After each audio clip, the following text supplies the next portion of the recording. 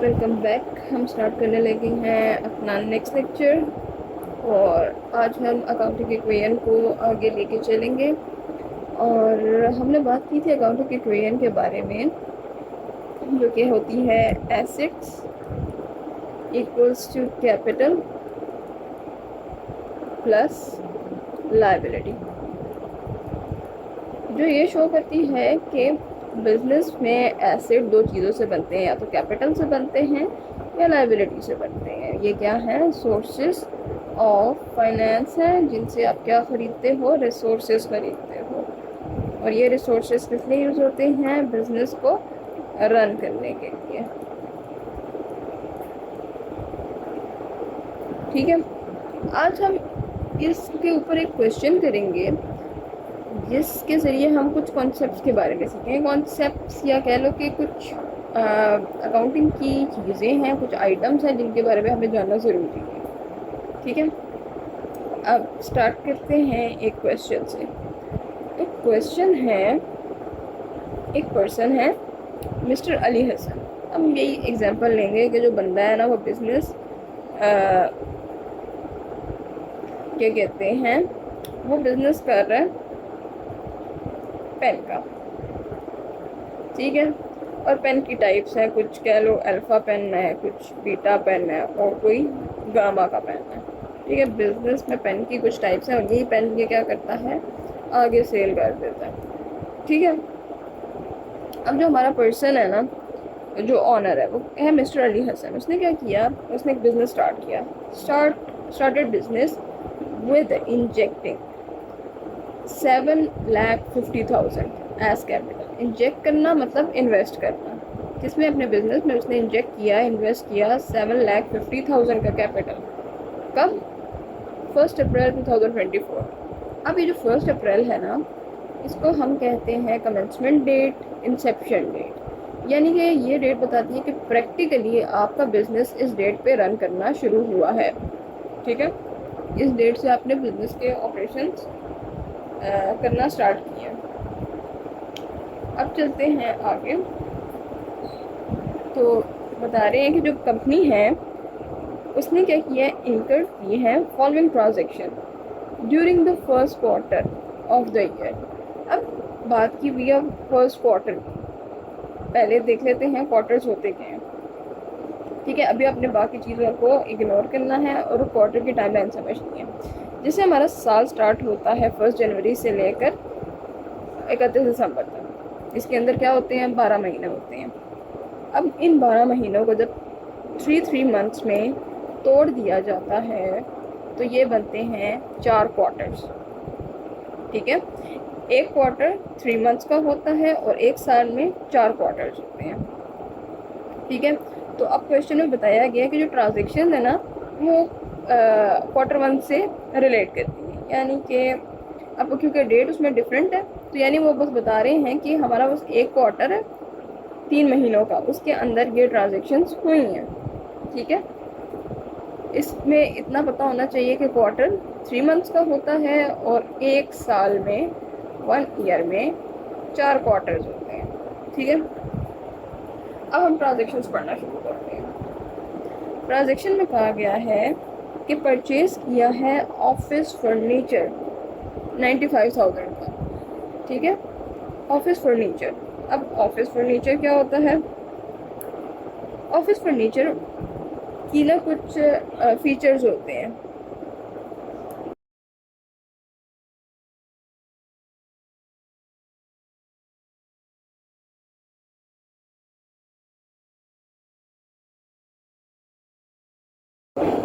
Okay, अब हम start करते हैं वापस। हम बात कर रहे थे फर्नीचर की, कि आप हमारी जो बिज़नेस था ना, जो मिस्टर अली हसन है, उसने क्या किया, फर्नीचर परचेज किया। अब जो फर्नीचर है ना, उसके कुछ फीचर्स होते हैं।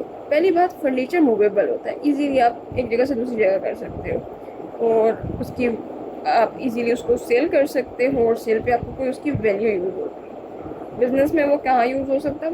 ऑफिस में यूज़ हो सकता है, हम क्योंकि बिजनेस को देख रहे हैं। अब इसी तरह के फर्नीचर के साथ ना एक वर्ड यूज़ होता है फिक्सचर का। फिक्सचर क्या होता है? जैसे वायर्स नहीं होती एक दीवार के अंदर कुछ वायर्स ट्रांसफ़र हो रही होती है, वो फिक्सचर कहलाती है। यानी ऐसा ऐसी चीज़ जो कि फिक्स हो, किसी जगह के साथ एक जगह पे प्लेस करे, वो बार बार मूवेबल ना हो। तो जब आप इस चीज़ को क्या करते हो, जैसे अब वायर्स है ना, आप उनको उखाड़ोगे तो उनकी वो वैल्यू रहेगी नहीं, तो ये चीज़ें सेल भी नहीं हो सकती ईजीली। तो फर्नीचर फिक्सचर की अगर बात करें, फिक्सचर के फीचर्स देखें तो ये फिक्स्ड होता है एक जगह के साथ, ये इजीली सेल भी नहीं किया जा सकता, और इसकी वो ख़ास रीसेल वैल्यू भी नहीं होती। और यही वाली बात ये यहाँ पे अगेन की हुई है। अगर हम एग्जांपल लें तो जैसे सीलिंग फैन हो गया, ट्यूबलाइट्स होगी, वॉश बेसिन हो गया, अगर आप इनको इस जगह से रिमूव करके सेल करते हो ना, तो ये उतनी वैल्यू का बिकता भी नहीं है। ठीक है, तो ये हमारी ट्रांजैक्शन में जो बात की गई है वो फर्नीचर की है। ठीक, तो हमने ये चीज़ कर ली। अब फर्नीचर उस बिज़नेस के लिए क्या है? पहली बात, बिज़नेस इसको ओन कर रहा है। ठीक है, ये इसको फ्यूचर में बेनिफिट भी देगा, और ये बिज़नेस के कंट्रोल में भी है, क्योंकि बिज़नेस का रिसोर्स है। तो इससे पता चल गया कि है तो एसेट। पर एसेट कौन सा? क्या ये नॉर्मल बिजनेस एक्टिविटी में यूज़ हो रहा है? नहीं, वो तो पेन्स थे। तो ये क्या है? अदर एक्टिविटी वाला एसेट है। ठीक है, तो हम इसको इसके नाम से रिकॉर्ड करेंगे। अच्छा, अब हम साथ साथ रिकॉर्डिंग भी करते जाते हैं, बल्कि एंड पे रिकॉर्डिंग करते हैं।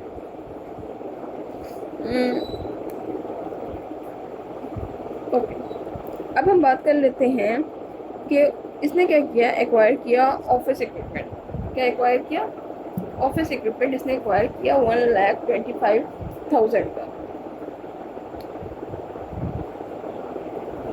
इसने क्या किया, ऑफिस इक्विपमेंट लोग एक्वायर करेंगे। हम ऑफिस इक्विपमेंट के बारे में देख लेते हैं। तो ऑफिस इक्विपमेंट क्या होते हैं? ये क्या होता है, कुछ टूल होती हैं, कुछ मशीन्स होती हैं जो कि यूज़ करते हैं हम किस लिए, बिजनेस ऑपरेशन में यूज़ कर रहे होते हैं, ताकि उस काम को आसान और फास्टर बनाया जा सके। ठीक है, जैसे कंप्यूटर हो गए, प्रिंटर हो गया, टेलीफोन हो गए, स्कैनर हो गया, फोटोकॉपियर हो गया, और या फिर कोई और इक्विपमेंट हो गया। ठीक है, ये बिजनेस टू बिजनेस वेरी करता है कि उसका ऑफिस इक्विपमेंट क्या है। ठीक है, तो आप इसने क्या किया, इस ऑफिस इक्विपमेंट को परचेज किया। अब ये क्या है, ये आपका एसेट ही है। क्यों? क्योंकि आप इसको ऑन कर रहे हो, फ्यूचर में बेनिफिट देगा। और देखने वाली बात क्या है, क्या ये हमारा नॉर्मल बिजनेस एक्टिविटी वाला एसेट है? क्या ये हमारा स्टॉक है? इन शॉर्ट, क्या ये हमारा स्टॉक है? नहीं, ये हमारा अदर एक्टिविटी वाला एसेट है। तो हम इसको किससे रिकॉर्ड करेंगे? इसके नाम से। अब बात कर रहे हैं, परचेज की है आपने इन्वेंट्री। क्या? इन्वेंट्री में खुद उन्होंने वर्ड यूज़ कर लिया। हम इन्वेंट्री भी यूज़ करते हैं, हम स्टॉक भी यूज़ करते हैं। ठीक है, अब आपने सामान परचेज किया ताकि आप इसको आगे सेल करें, लेकिन अभी आपने क्या किया, अभी आपने सिर्फ परचेज किया। अभी ये बात यहाँ पे सेल की नहीं हो रही। ठीक है, और उन्होंने लिखा है कॉस्टिंग। ठीक है, अब हम देखते हैं कि कॉस्टिंग का क्या मतलब। देखो, जिस चीज़ पे ना, जिस अमाउंट पे आप एक चीज़ परचेज कर रहे हो, ठीक है, या फिर आप उस एक चीज़ को आप क्या करते हो, जैसे हमारा जो बिज़नेस है ना, हम इसमें पेन्स लेते हैं और इसको एज इट इज़ सेल कर देते हैं। अभी जो आपने पेन लिया है, तो यहाँ पे जो आपने पैसे लगाए होंगे एज अ बिज़नेस, तो ये आपके बिज़नेस की क्या कहलाएगी? कॉस्ट कहलाएगी। अब मैन्युफैक्चरिंग में आप इस पेन को बनाने का जो सामान लेते हो, वो सारा इसका क्या कहलाएगा? कॉस्ट कहलाएगा। जिस चीज़ पे आप सर्टेन आइटम ख़रीदो, सर्टेन स्टॉक खरीदो, वो आपकी कॉस्ट कहलाती है, और जिस पे आप बेचते हो वो आपकी सेल प्राइस कहलाती है। ठीक हो गया? अच्छा, अब इन्होंने ना यहाँ पे साथ साथ नाम भी दिए हुए हैं। एक हमारा अल्फ़ा ट्रेडर है, एक बीटा ट्रेडर है, गामा ट्रेडर है। ठीक है, अब ये अलग अलग ट्रेडर्स हैं, हम इनको अलग अलग ट्रेडर्स के साथ ही रिकॉर्ड करते होते हैं अकाउंटिंग में। क्यों? क्योंकि पता चले कि हमने अगर कोई सामान ख़राब आया तो उसको वापस करना है, हम उसके नाम के ज़रिए उसको डिटेक्ट कर लेते हैं और फिर उसको वापस करते हैं वो सामान। लेकिन अब क्योंकि हमें फ़िलहाल सिंपल अकाउंटिंग इक्वेशन पढ़ेंगे तो हम इसको ऐड करके एक साथ ही लिखेंगे, ठीक है। अब आगे क्या हुआ कि आपने लोन ऑब्टेन किया है मिज़ान बैंक से, आपने क्या किया, लोन लिया। अच्छा, सबसे पहले हम यहाँ परचेज पे आते हैं। अब ये है क्या, क्या ये हमारा एसेट है, कैपिटल है या लायबिलिटी है? ऑब्लिगेशन तो है नहीं, कैपिटल भी नहीं है, एसेट है। क्यों? क्योंकि आपने इन्वेंट्री परचेज की है। जो इन्वेंट्री क्या होता है, आपका नॉर्मल कोर्स ऑफ बिजनेस में जो भी चीज़ आप बाय या सेल कर रहे होते हो उस चीज़ को आप इन्वेंट्री कहते हो, ठीक है। तो वो क्या है, आपका एसेट है, ठीक। तो यहाँ पे पहली 3 ट्रांजेक्शन क्लियर होगी। नेक्स्ट आता है कि आपने एक लोन लिया मिज़ान बैंक से। अब लोन क्या है, अब आपने एक अमाउंट ली है एक थर्ड पार्टी से। क्या ये थर्ड पार्टी ओनर है? नहीं, वो तो मिस्टर अली हसन है, ठीक है। तो ये क्या है, ये है आपकी लायबिलिटी। क्यों? क्योंकि आपने इसको वापस करना है। तो ये आपका एसेट तो होने से रहा, क्योंकि आप इस चीज़ को ओन ही नहीं कर रहे। ऐसी चीज़ जो आपने वापस करनी हो, जो आप लेने के बाद खुद पे एक जिम्मेदारी महसूस करें, वो आपकी क्या होती है, लायबिलिटी होती है। क्यों? क्योंकि आप इसको एक ऑब्लिगेशन फील करते हो। तो अब इसको भी देख लेते हैं। आई गेस मैंने ये लिखा है, ठीक। आपने क्या किया, जब भी आप मनी लेते हो किसी से, चाहे वो बैंक हो या कोई और पर्सन, तो वो आपका लेंडर कहलाता है, ठीक है। और आपने इस मनी को वापस करना होता है, और ये एज अ लायबिलिटी हम रिकॉर्ड करेंगे। नेक्स्ट आते हैं, अब मिस्टर अली हसन ने ना अपना एक बैंक अकाउंट ओपन कर लिया। ये बिज़नेस के बैंक अकाउंट की बात हो रही है, ठीक है। उसने अपना बैंक अकाउंट ओपन किया और उसके अंदर पैसे डाल दिए जी 2,20,000, ठीक। अब बैंक अकाउंट ओपन करने से क्या पड़ा है? अच्छा, लोग बैंक अकाउंट ओपन क्यों करते हैं? अब उसके पास कैश भी तो पड़ा हुआ था, तो बैंक अकाउंट भी ओपन करने की क्या ज़रूरत? लोग इसलिए बैंक अकाउंट ओपन करते हैं ताकि इजी पेमेंट और रिसीट हो सके। मतलब अगर सोचो तो लगता है जैसे कि लोग बैंक में पैसे इसलिए रखवाते हैं क्योंकि उनको इंटरेस्ट कमाना होता है, लेकिन इसका मेन पर्पज़ ये नहीं होता। इसका मेन पर्पज़ होता है इजी पेमेंट और रिसीट। आसानी से जो है आपकी ट्रांजेक्शन हो जाए, बिजनेस ट्रांजेक्शन हो जाए, मनी सिक्योर रहे और आप साथ साथ रिकॉर्डिंग भी होती रहे। लेकिन जो इंटरेस्ट है उसका एक्स्ट्रा बेनिफिट है, ठीक है। मेन क्या है कि इजीली ट्रांजेक्शन परफॉर्म हो जाए आपकी, इसलिए लोग बैंक अकाउंट में पैसे रखवाते हैं। तो इसने भी यही किया, उसने अपना कैश इन हैंड जो उसके बिजनेस के दराज में पड़ा था ना, उसने उठा के जो है ना अपने बैंक में रखवा दिया। अब बैंक क्या है, बैंक भी हमारा एसेट है क्योंकि हम ओन कर रहे हैं इसको, ठीक। अब क्या हुआ, drawings from business during the quarter was 30,000, ठीक। अब हम इसको देखते हैं कि ड्राइंग क्या है। ड्राइंग क्या होता है कि ऑनर क्या करता है, कैश या गुड बिजनेस से उठाता है और उसको अपने पर्सनल यूज़ के लिए ले जाता है, तो इसको कहते हैं हम ड्राइंग, ठीक है। अच्छा, इससे रिड्यूस होती है honours equity. Honours equity capital को भी कहते हैं, लेकिन फिलहाल आपने क्या नाम याद रखना है, इसको कैपिटल ही याद रखना है, ठीक। ड्राइंग होता क्या है, ऑनर बिजनेस से पैसा उठाता है या गुड्स उठाता है और अपने पर्सनल यूज़ के लिए ले जाता है, तो इसको हम क्या कहते हैं, ड्राइंग। अब हम क्या करते हैं, इसी क्वेश्चन को सॉल्व करते हैं, ठीक है, अकाउंटिंग इक्वेशन के जरिए। हमारी अकाउंटिंग इक्वेशन, एक second,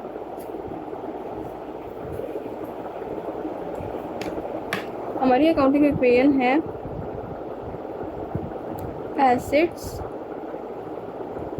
equals to capital plus liability. ठीक, अब सबसे पहली ट्रांजेक्शन क्या हुई है जी? पहले तो कैपिटल आ गया आपके पास 7,50,000 का कैपिटल आया, तो कैश आ गया। आप क्या रिकॉर्ड करोगे? कैश और कैपिटल में 7,50,000 और लाइबिलिटी आपके पास कुछ भी नहीं है, लिखो ना लिखो, और कैश वाली साइड पे 7,50,000 आ गया।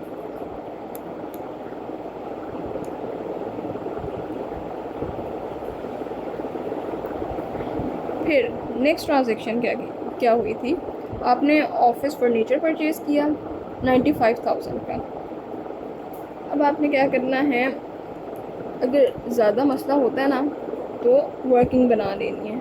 ये क्या होता है? एक रफ वर्क टाइप होता है, वर्किंग बना लेनी है। हम कैश की वर्किंग बना लेते हैं, ठीक है।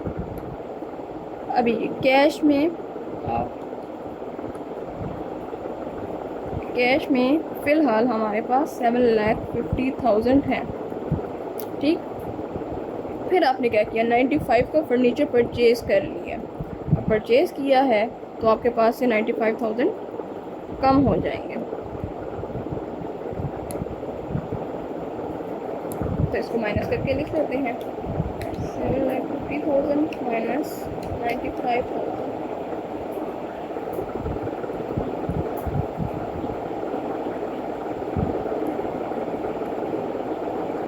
तो हमारे पास आया 6,55,000, ठीक। तो अब इस ट्रांजेक्शन को रिकॉर्ड करते हैं। हुआ क्या कि हमारे पास आया office equipment plus cash equals to capital.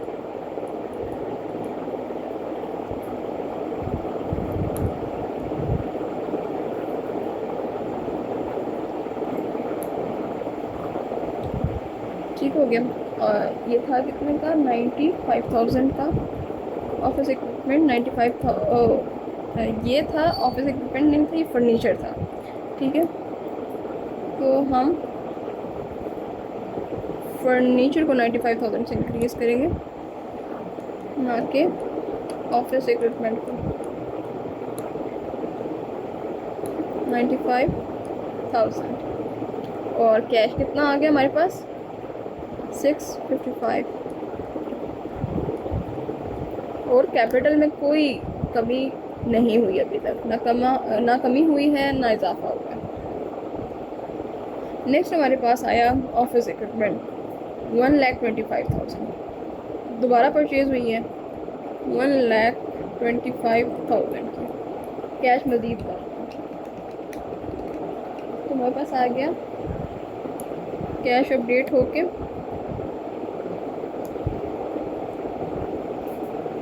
5,30,000, ठीक। तो अब हमने क्या लिया? इक्विपमेंट लिया,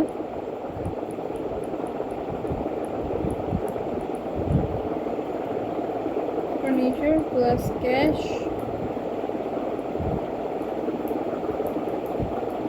कैपिटल।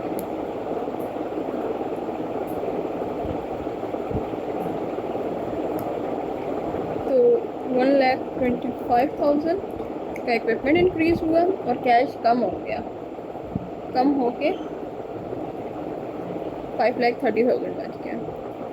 कैपिटल उतने का उतना ही रहा, और फर्नीचर भी ना हमने मज़ीद ख़रीदा ना ही बेचा, तो फर्नीचर भी एज इट इज़ ही आएगा। नेक्स्ट ट्रांजेक्शन क्या हुई थी? आपने इन्वेंट्री परचेज़ की थी डिफरेंट से, हम इनको ऐड कर लेते हैं। 30,000, 25,000 प्लस 22,000, तो ये आ गया 77,000। तो आपने क्या किया? 77,000 का स्टॉक ख़रीदा, 77,000 से फिर मज़ीद कैश लेस कर देंगे, 530,000 माइनस 77,000, 453,000। ठीक है, तो स्टॉक आ गया हमारे पास। काम करते हैं इसको,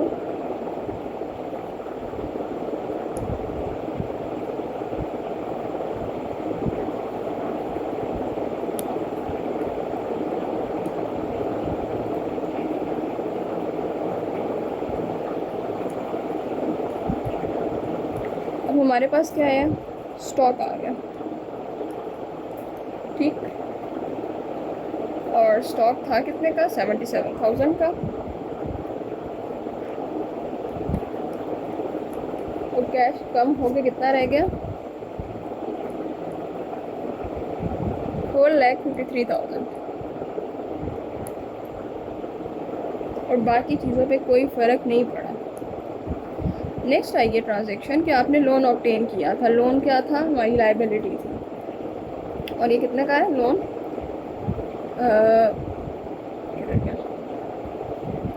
लोन है हमारे पास 3 लाख का, यानी कि अब कैश में क्या हुआ, इजाफा हो गया 3 लाख से। तो इसके अंदर हम ऐड कर लेंगे 3 लाख।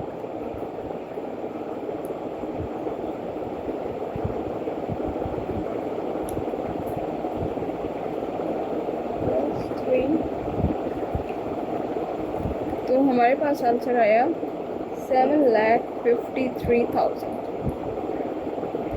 ये हमारी कैश की फिगर अपडेट हो जाएगी और साथ हमारे पास एक लाइबिलिटी बन जाएगी।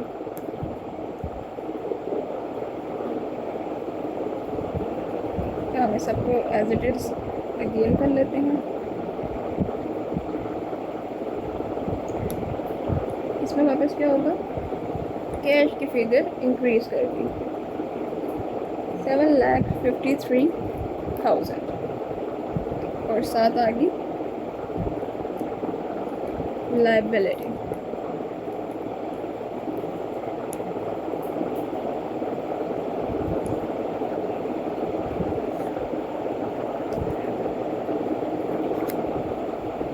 लाइबिलिटी कितनी आई, 3 लाख।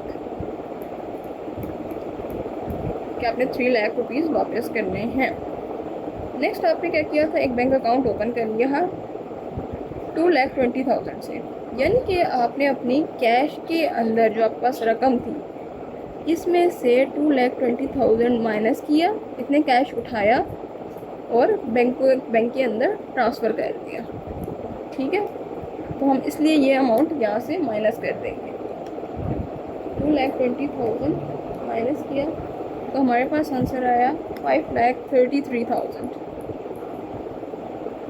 ठीक, तो अब हमारे पास एक मज़ीद एसेट इंक्रीज़ कर जाएगा बैंक के नाम से। तो हम इसको एज इट इज़ लिखते हैं।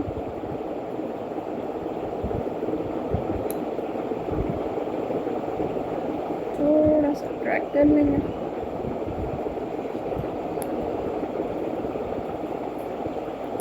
हमारे पास एसेट इंक्रीज़ किया बैंक के नाम से,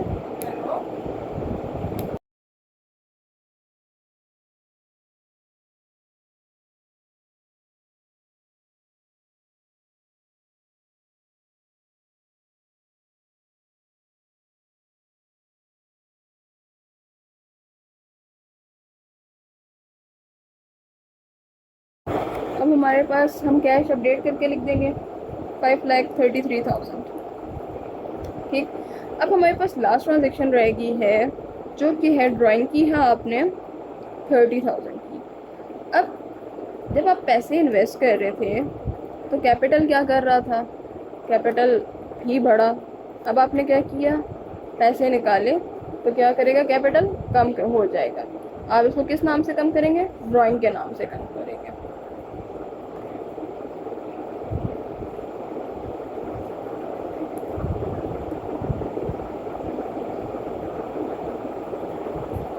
ठीक है, हमें इसको कॉपी करना है, पेस्ट कर लेते हैं।